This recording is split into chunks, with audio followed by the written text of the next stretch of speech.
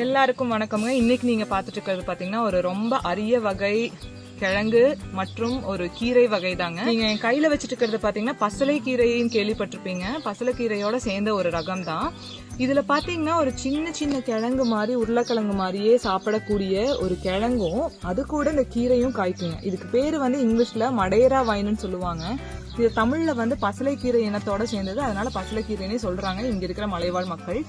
இங்க நீங்க செடியை பாத்தீங்கன்னா செடி ரொம்ப அதிக உற்பத்தி கொடுக்கக்கூடிய ஒரு செடி. நீங்க செடியே பார்க்கலாம், அப்படியே அதிகமா கொடியா நல்லா படர்ந்து இந்த மாதிரி இந்த கொடியிலே சின்ன சின்னதா இந்த மாதிரி உருளைக்கிழங்கு காய்க்குங்க.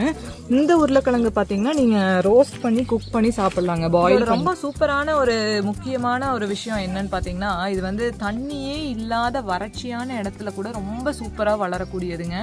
அதுவும் இல்லாம அதிக உற்பத்தி கொடுக்கக்கூடியது. ஆனா சில இடத்துல பாத்தீங்கன்னா இதை இன்வேசிவ்னு சொல்லுவாங்க. அதாவது களை மாதிரி ஏறி மற்ற எந்த ஒரு காய்கறியுமே வளர்த்த முடியாம போயிருமாமா. அதனால இதை வளர்த்துறப்ப ரொம்ப கவனமாவும் மற்ற எந்த செடியும் பக்கத்துல போடாமையும் நம்ம ஒரு பாட்ல வளர்த்தனோம்னா அது விதை உளுந்து மறுபடியும் வளர்றதுக்கான வாய்ப்பு ரொம்ப கம்மி. இந்த விதையா இருக்கக்கூடிய இந்த கிழங்கு தாங்க இதுக்கு விதையுமே. ஸோ இந்த கிழங்கவே நீங்கள் ஒன்று எடுத்து பாட்டில் போட்டு வளர்த்துனீங்கன்னா இந்த செடி வளர ஆரம்பிச்சிடும். இது அவ்வளோ ஈஸி வளர்த்துறக்குமே. ஸோ இது ஒரு ரொம்ப சூப்பரான அதிக மருத்துவ குணம் இருக்கக்கூடிய ஒரு கீரை இனம். ஆனால் யாருக்குமே இதை பற்றி தெரியறதில்ல. இதோட பயன்பாடும் யாருக்கும் தெரியறதில்ல. இதை நீங்கள் எப்பவும் போல் கீரை செய்கிற மாதிரியே இதை கடைஞ்சோ இல்லை பருப்பில் உள்ளே போட்டோ நீங்கள் செய்யலாம்.